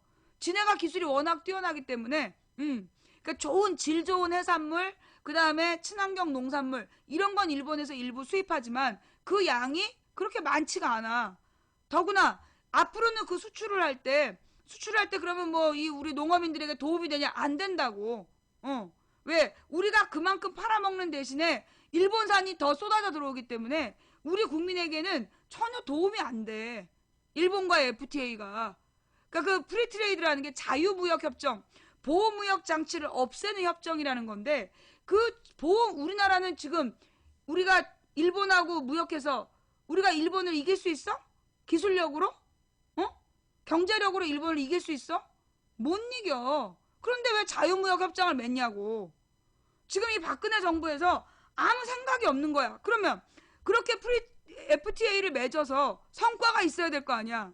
여러분 잘 생각해봐요. 박근혜가요. 옛날에 과거 정부에서 이렇게 협상하다가 모두 스톱된 FTA들을 다 추진했잖아. 그거 알죠? 박근혜가 지난 2년 8개월 동안 뻔질나게 해외 나들이를 했어. 외국 여행 가서 뭔 짓을 했느냐? 전부 FTA를 맺고 돌아온 거야. 그러면 그 FTA를 맺고 2년 8개월 동안 FTA를 맺었어요. 그런데 결국 그러면 우리나라의 수출이 늘어야 될 거 아니야. 적어도 어떤 FTA를 맺었으니까 수출선이라도 좀 완성이 되고 수출에 대한 기대감이 확장돼서 적어도 현상 유지라도 해야 될 거 아니야. 0이라도 만들어야 될 거 아니야. 지금 근데 마이너스 15.8%라고. 우리나라 수출이 마이너스 15.8%. 지금 2009년 외환위기 다음으로 최악. 이게 누구 때문이야? 이게 결국 박근혜의 경제 능력이 이 정도라는 거예요. 그렇게 뻔질나게 해외여행 다녀갖고 우리나라가 수출 마이너스 15.8, 지금 수출 붕괴 위기. 10월 수출 마이너스 15.8, 수출 붕괴 위기래. 이러니까 박근혜가 국정교과서를 추진하는 거야. 국정교과서를 추진해서 목적이 뭐냐? 이런 자신의 그 경제적인 실정에 대해서, 경제정책 실패에 대한 비난을 국정교과서 논쟁을 일으켜서 덮고 가려는 거죠. 그걸 이슈를 만들지 않는 거야. 의제를, 그러니까 한마디로 주제를 박근혜의 경제정책 실패라고 국민들이 분노해야 되는데 국정교과서 싸움을 벌이고. 근데 사실 생각해봐요, 여러분. 우리 국민들한테 국정교과서가 누구에게 관심사야? 지금 배우는 학생들 아니면 관심을 많이 안 갖는 문제 아니야. 근데 국정교과서 문제를 터뜨려서 좌편향 교과서다, 뭐 주체사상을 배운다, 그런 개소리를 통해서 그 결국은 이 민주세력을 국정교과서로 공격하는 그런 용도로 지금 국정교과서 문제를 터뜨린 거야. 실제로는 국정교과서 자체를 해낼 수 있을지 불가능하다는 거예요. 뭐 이 교학사 교과서에 껍데기 바꿔서 내놓는 거 아니냐, 이런 얘기가 지금 나오고 있단 말이야. 그런데 저렇게 밀어붙인 이유가 뭐 때문이냐? 결국 밀어붙인 이유가 뭐 때문이냐 하면 자신의 경제정책 실패를 관심사에서 멀어지게 하려고. 경제정책 실패에 대한 국민의 분노가 모이는 걸 막기 위해서 뚜껑을 덮은 거야. 국정교과서로.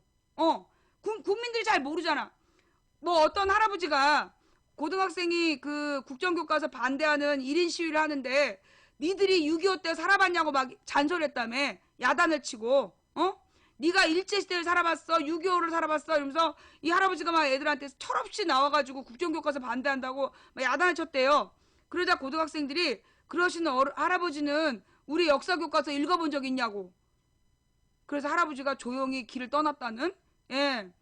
그 할아버지 둘이 와갖고 여고생들한테 시비를 걸었는데 그 여자애가, 그러면서 이 할아버지들의 주제가 너네 6.25를 살아봤냐고, 일제시대 살아봤냐고 막 욕을 한 거야. 야단을 친 거야. 그러니까 애가 차분히, 그러면 어르신은, 할아버지는 우리가 배우는 교과서 읽어봤냐고. 그러니까 안 읽어봤잖아. 조용히 그 자리를 떠났다는 거예요.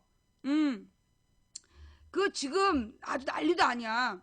어떤 사람은 버스에서 들었는데 아저씨들 둘이 얘기를 하더라는 거야. 한 아저씨가 야, 국정교과서 왜 반대하냐 이러면서 이제 뭐라고 말을 걸었나봐. 그러니까는 이 한 아저씨가 야, 너 같으면 칼라 텔레비전 보고 있는데 흑백 텔레비전으로 돌린다면 좋겠냐. 그러니까 아 그래? 그랬다는. 그 얘기 들었죠. 나도 이거 SNS에서 봤어. 웬 아저씨 둘이 국정교과서에 대한 얘기를 하면서 야 국정교과서를 왜 반대하냐? 그러면서 한 아저씨가 말을 건 거야. A 아저씨가. 그러니까 B 아저씨가 야 너 지금 칼라 텔레비전 보고 있는데 갑자기 흑백 텔레비전으로 돌아간다 그러면 좋냐 싫으냐. 그러니까 여기 A 아저씨가 뭐 안 되지 그랬다는 거야. 그래서 국정교과서에 반대하는 의견이 한 표 늘었다. 또 하나는 그 무슨 서명장에서 있었던 얘기래요. 서명장에서 있었던 얘기인데 그 어떤 뭐 우리 딸한테 들은 얘기야. 어떤 애들 둘이 와가지고 한 애가 이제 국정교과서 반대 서명을 하니까 친구가 야 이거 왜 반대하냐 이러고 물어본 거야. 그러니까, 야 너 텔레비전 보고 있는데 네가 좋아하는 채널 싹 없애버리고 딱 한 개만 채널 남긴다 그러면 너 좋겠냐 그랬더니 얘가 그러면 안 되지. 저기 반대 서명을 하더라는 거야. 그게 이제 아이들이 이해하는 국정교과서. 다양한 채널로 애들이 보고 있었는데 그 채널을 하나로 만든다 그러면 좋겠냐. 그러니까 그러면 안 되지. 반대 서명을 했다는 거예요. 아주 다양하게, 그렇게 다양하게 지금 국정교과서 반대 여론은 계속 높아지고 있는 거야. 그러면 지금 이 국정교과서 싸움을 계속 해봤자 박근혜에게 유리하지 않아. 그쵸? 여러분 지금 봐봐요. 막 이 박근혜 여론조작단은 친박, 종박 여론조작단은 뭐 박근혜 지지율이 올라가고 있다는 둥, 국정교과서에 반대, 뭐 찬성과 반대 차이가 10%밖에 안 난다는 둥 개소리를 하고 있지만 여러분 주변에 봐봐. 실제로 그 뭐라 그러나 100명 중에 지금 한 50명 정도는 국정교과서에 대해서 아무 말 안 해. 아무 말 안 하고 있어. 그런데 말하는 50명 중에 40명이 반대하고 10명이 찬성해. 내가 볼 땐. 내 말이 맞아 틀려요? 지금 국민들 중에 국민 절반은 국정교과서에 대해서 아무 말 안 해. 그런데 말하는 50명 중에 절반이 40명, 반대가 40명, 찬성이 10명이야. 그러면 결국 국민 80%가 반대하고 20%만 찬성한다는 얘기야. 그러면 이 50명은 결국 뭘 따라갈 수밖에 없어. 다수가 반대하기 때문에 반대하는 쪽으로 갈 수밖에 없단 말이야. 그러니까 국정교과서 싸움이 계속 길어지면 길어질수록 박근혜에게 유리하지 않아.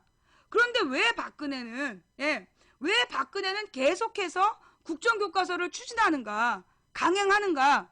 그 이유가 뭐냐? 자신의 외교적인 실정, 경제적인 실정, 한마디로 외교정책 실패. 외교정책은 왜 실패야?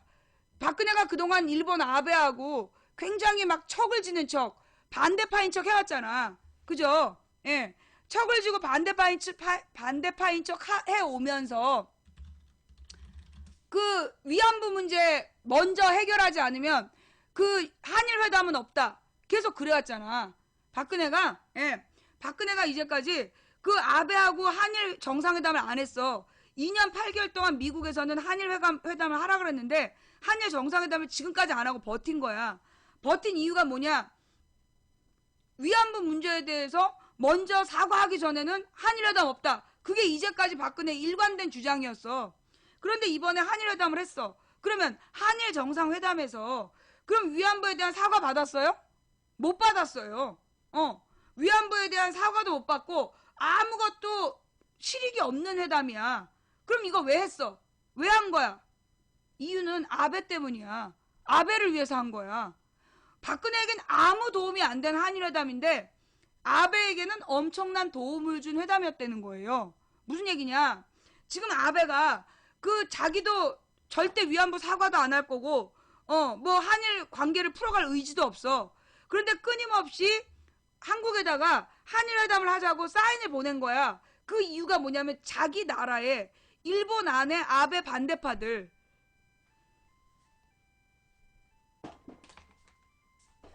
일본 안에 아베 반대파들에게 그 아베가 나는 노력했다.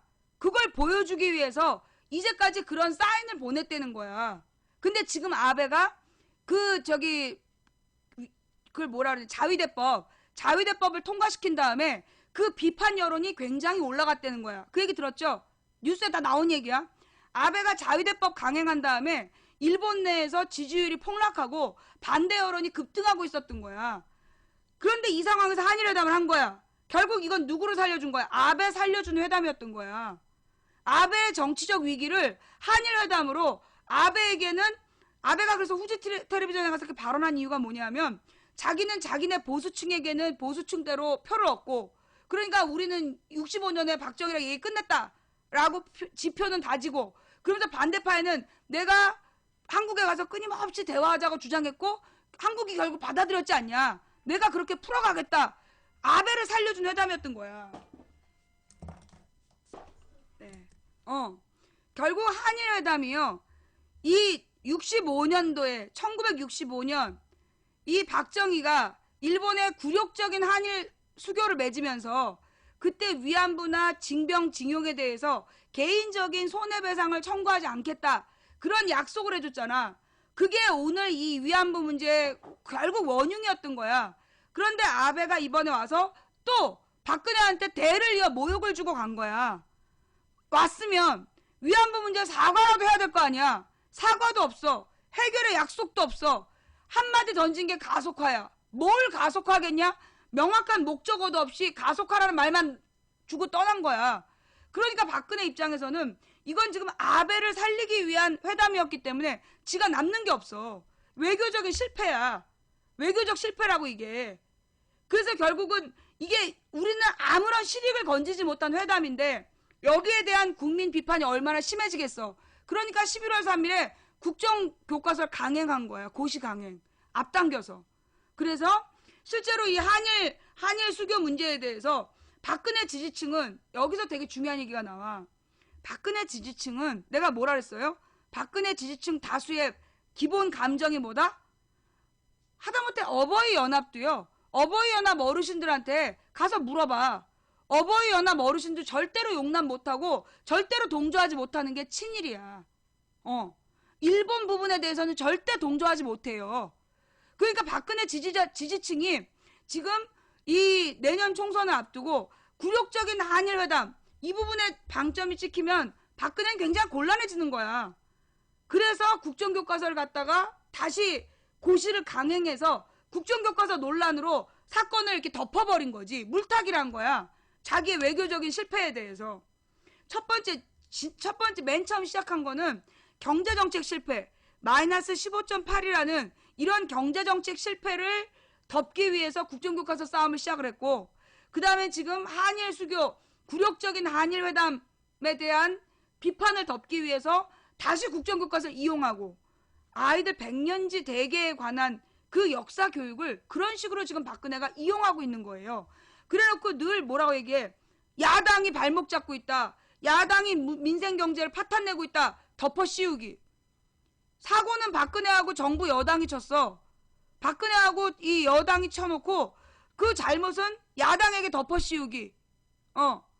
그게 지금 박근혜 정부가 하고 있는 일이다.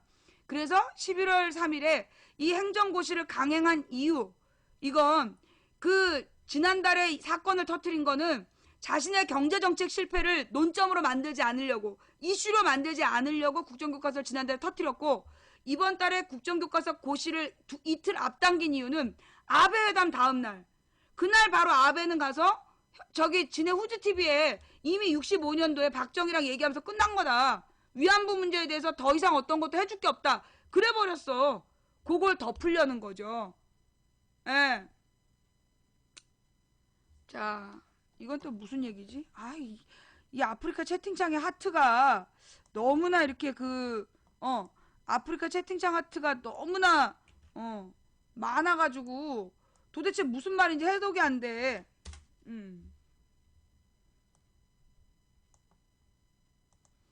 요미우리 박근혜 정부 외교를 고자질 외교로 폄하.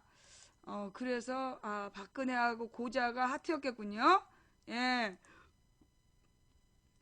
깜짝이야. 토할 뻔했어.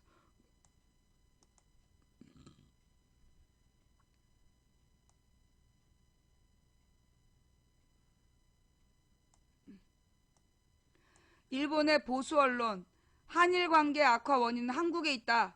정상회담 성과, 위안부 조기 타결은 타결 내용과 시기는 예측이 불가하다 비판. 3년 반 만에 재개된 한일 정상회담에서 양국 정상은 위안부 문제 조기 타결에 합의했지만 여러 일본 언론들은 이런 정보회담에 대해 날선 비판을 이어가고 있다.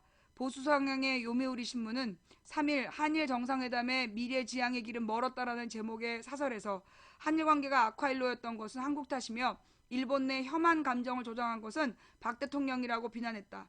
요미우리는 양국 관계 경색에 주어있는 한국에 있다면서 그 원인을 지난 2012년 8월 이명박 대통령의 독도 방문과 일왕 사죄 요구라고 주장했다.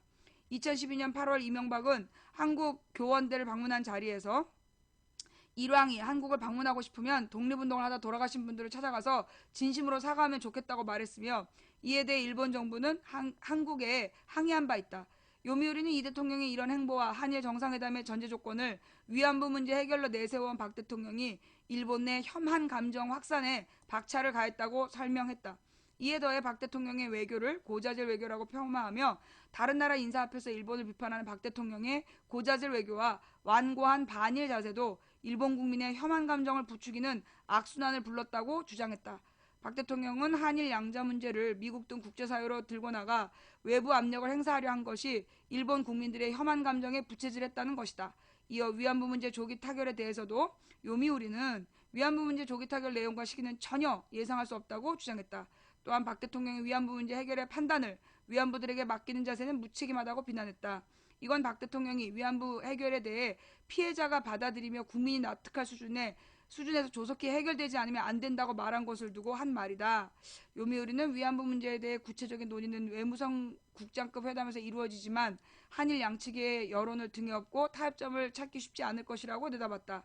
또 박 대통령에게 일본의 일방적 양보를 요구하지 말고 한국이 무엇을 할지 밝히라고 촉구하기도 했다.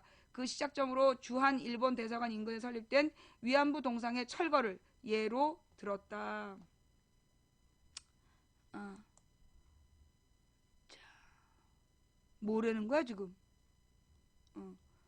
그 헛소리하는 애들에 대해서는요. 예, 헛소리하는 애들에 대해서는 그냥 개무시하라고. 내가 뭐라 했어? 자, 나는 그런데 이 요미우리 신문은 내가 볼 때 저 요미우리 신문은요. 그 정상적인 언론이 아니야.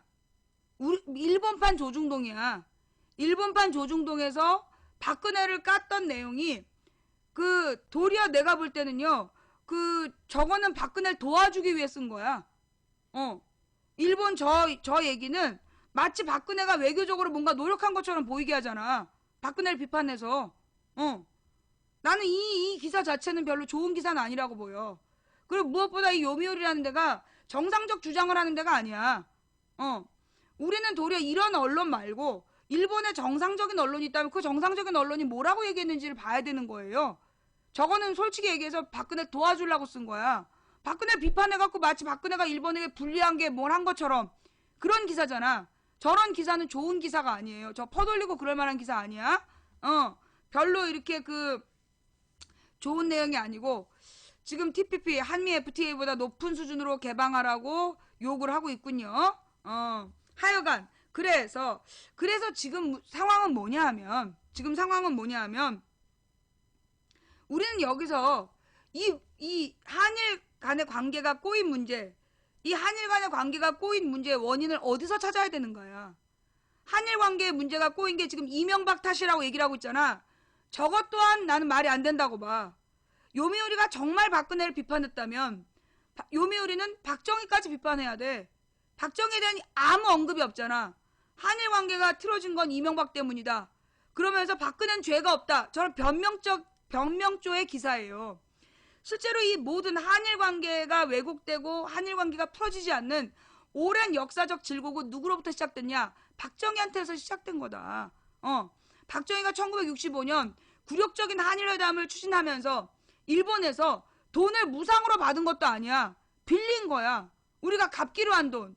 돈을 빌리는 조건으로 위안부나 강제징용 징병에 대해서 개인적인 배상 책임을 묻지 않겠다. 지가 뭔데 거기다 각서를 쓰냐고. 그게 이 모든 분란의 원흉이에요. 모든 분란의 원흉이고 지금 아베가 발언한 것 중에서도 가장 핵심적인 단어가 65년 끝났단 말이야. 그 말이 아베는 정확히 이 문제는 박정희하고 얘기해라 이렇게 얘기한 거라고. 자긴 더 이상 할 말 없다. 이미 박정희가 다 약속해 준 거 아니냐? 라고 얘기한 거라고. 그러니까 이 박근혜가 입장이 난처하니까 그 문제가 확산되고 국민들에게 회자될까봐 자기 지지층 어르신들까지 이 진실을 알게 될까봐 그래서 괜히 국정교과서 갖고 더 떠드는 거야. 이걸 우리가 분명히 알아둬야 된다. 뭔 말인지 알아요? 여러분 그 독도에 대해서 박정희가 65년도에 한일 수교를 하면서요. 위안부 강제징용 징병에 대해서 개별적인 손해배상 청구하지 않겠다는 약속을 했어. 또 하나가 뭐야? 독도를 일본에게 넘긴 거나 마찬가지야. 독도에 대해서 일본의 공동소유권 주장을 용인했다니까. 독도 밀약. 되게 중요한 얘기야. 독도 밀약이 뭐예요? 독도 밀약의 내용 첫 번째. 양국은 각자 독도가 자기네 땅이라고 주장한다. 그게 비밀 약속이야. 그 얘기는 다른 말로 양국 정부가 독도를 공유하기로 했다는 얘기야. 두 번째, 독도를 관리하는 건 한국이 하지만 반드시 경찰이 배치돼야 되고 군인은 배치할 수 없다. 그게 독도 밀약 두 번째야. 세 번째가 뭐냐? 독도 인근에서 경제수역을 선정할 때는 반드시 공동수역으로 한다. 이미 박정희 때 세 가지를 다 약속해줬다니까. 그게 독도 밀약이에요. 이거 몰랐지? 이거 지금 처음 들어요? 이 독도 밀약이 되게 중요한 문제야.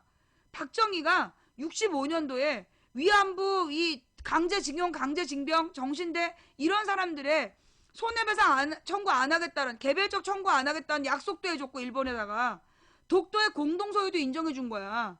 그게 박정희야. 아, 못 알아들었어요? 자, 잘 들으라고. 그 독도에 가면 군인이 아니라 경찰이 지켜. 군인이 아니라 경찰이 지키고 있어 독도를. 그 이유가 뭐냐 하면 박정희가 65년도에 한일 회담을 하는데 한일 수교를 다시 맺으려고 했더니 일본에서 요구한 게 뭐냐? 독도를 내놔라 그런 거야. 근데 만약에 이 독도를 일본한테 넘기면 박정희의 인기는 하루아침에 사라질 거 아니야. 그래갖고 김종필이 그 당시에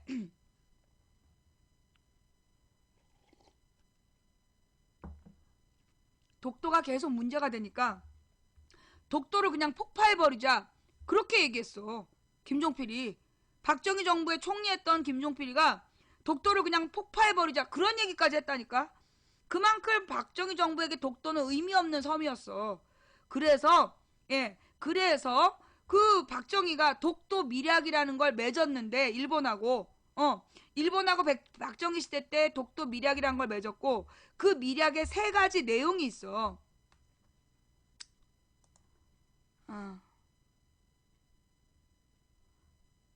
내가 뭐라 그랬어?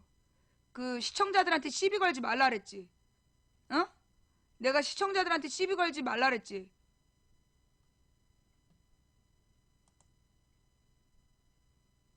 그 시청자 이름 부르지 말라 그랬지.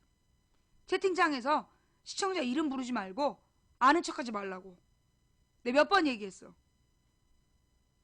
지금 왜 방송에 방해하고 지랄이야? 응? 확 블랙을 걸어가 볼까 보다 그냥. 집중해. 그래서 박정희의 독도 밀약 3가지. 자, 내가 얼려놓을 테니까 내가 지금부터 받았어. 독도 밀약 3가지 내용을 써봐. 첫 번째가 뭐야? 첫 번째, 양국 정부가 독도는 각자 자기 땅이라고 주장한다. 그리고 그 첫 번째 항에 설명이 뭐라고 나왔냐면 양국 정부는 상대방의 발언에 대해서 반응하지 않는다.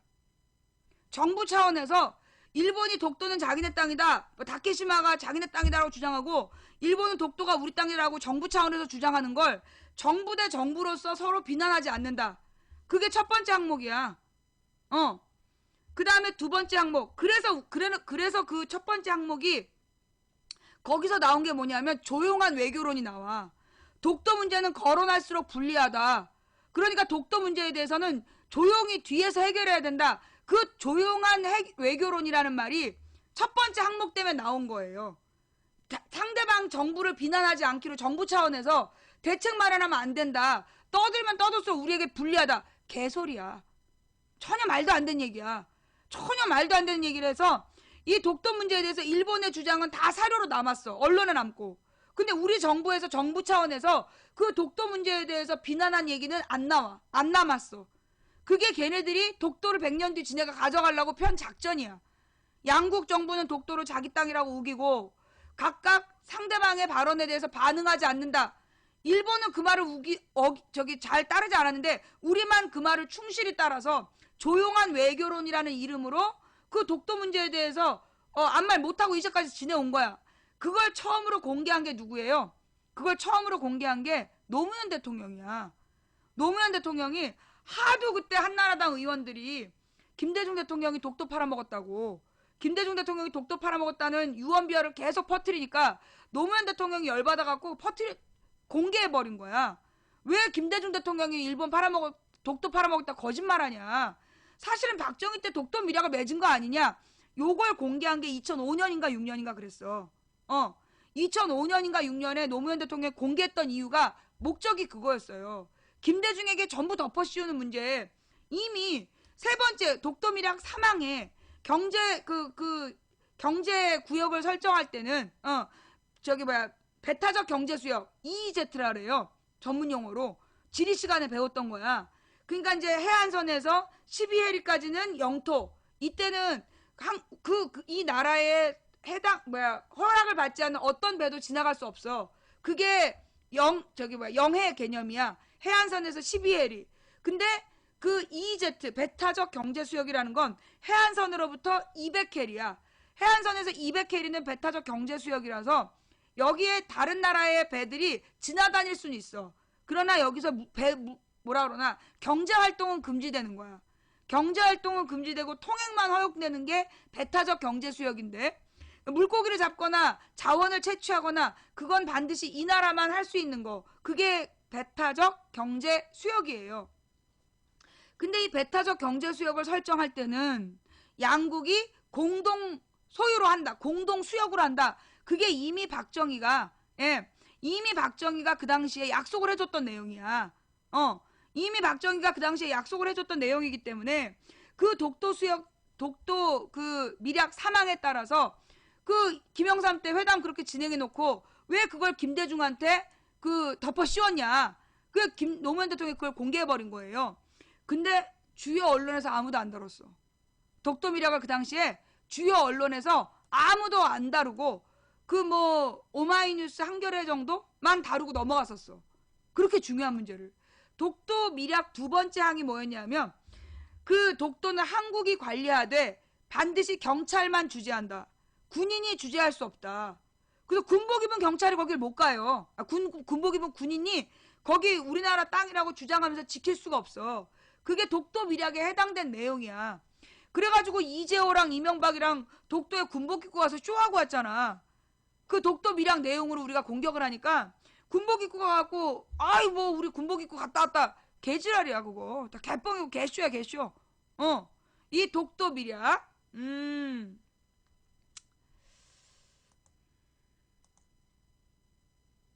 잠깐만요. 네. 지금 쓰레기를 치우고 올게요. 내가 시청자한테 시비 걸지 말라고 분명히 얘기했는데 계속해서 그 시비 건 사람이 있어서 블랙리스트에 겁니다. 자, 그만큼 중요한 내용이란 얘기죠. 그 65년 한일 회담에 대해서 아베가 환기시킨 거야. 한마디로 박근혜한테 완전히 똥 먹이고 간 거야. 지금 이 한일 회담은 완전히 아베, 지금 인기가 폭락하고 있는 아베를 구하기 위한 한일 회담이야. 미국의 압력을 받아서 미국의 강요에 따라 아베를 살리기 위한 회담을 한 거야. 그런데다가 아베가 돌아가서 박근혜 뒤통수에다 똥덩어리를 날린 거야. 65년에 우린 이미 다 끝났다. 박정희의 굴욕적 한일 수교에 대해서 다시 한번 환기시키고 간 거야. 그러니까 박근혜 입장에서 얼마나 급해. 그러니까 국정교과서 원래 5일에 고시하겠다는 걸 이틀이나 앞당긴 거 아니야. 법을 위반하면서까지. 그래야 했던 이유. 그게 첫 번째 오늘의 주제이고요. 다음 이야기로 넘어가면, 자, 그러면 지금 이 국정교과서 문제는 구체적으로 어떤 일이 벌어지고 있느냐. 자, 여러분 지금 그 서울대학교의 최모 교수, 서울대 최모 교수가 국정교과서를 집필하겠다라고 했죠. 그죠? 자, 이제 제목을 또 한번 바꿀게요.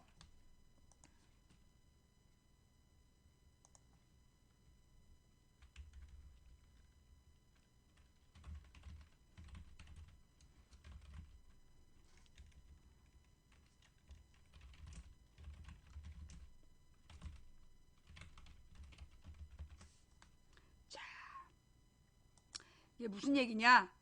지금 이제 이 최머식이라는 최몽룡이라는 서울대 고고사학 교수인데, 이 사람의 문제가 뭐냐? 이 사람은 우리나라의 상고사에서 한마디로 우리나라 상고사라면 삼국시대 이전을 얘기해요. 삼국시대 이전에 한마디로 이제 고조선의 역사를 어떻게 보느냐?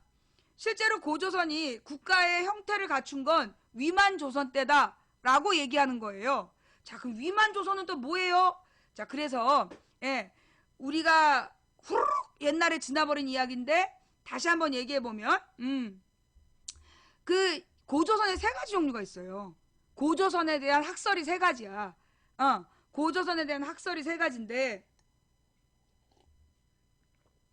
우리가 믿는 단군 왕검의 고조선은 중국의 옛날 사서에 나와 있는 8조 법금, 8조 법금을 기원으로 해서 그리고 많은 신화와 전설로 남아있는 단군 왕검이 곰 토템 부족과 그 다음에 이주민이 연합을 해서 그 호랑이 토템 부족을 쫓아내고 축출하고 세운 부족 연합 정부가 그 고조선이었다. 그래서 그 고조선에서 단군 왕검은 이 단군은 제사장의 의미를 얘기하고 왕검은 정치적인 지도자를 의미한다. 그래서 고조선은 재정일치 사회였다. 배웠어요? 안 배웠어요? 어렸을 때 후딱 지나가서 기억이 잘 안 나죠? 그게 단군 조선의 의미예요. 왜 이제 환웅이 와가지고 호랭이하고 곰하고 딱 꼬셔가지고 마늘하고 이렇게 쑥하고를 그 100일 동안 먹어라. 그런데 호랑이는 중간에 그냥 도망가 버리고, 그리고 이제 곰은 끝까지 남아가지고 그걸 다 먹고 웅녀가 돼가지고 환웅이랑 분가분가해서 당군을 낳았다. 그게 이제 전설의 시작이잖아. 근데 그 전설의 의미가 아이들한테 어떻게 가르치냐면 역사책에서 이게 그 이주민족, 환웅족은 이주민족이고, 그 한웅, 그러니까 이 이주민족이 선민의식, 우리는 상제의 그 서자다. 그래서 이제 상제, 그러니까 하늘의 아들이란 얘기야. 자기를 신격화하는 거죠. 예, 자기를 신격화하면서 선민의식을 가진 이주민이 곰 토템, 곰을 토템의 상징으로 여기는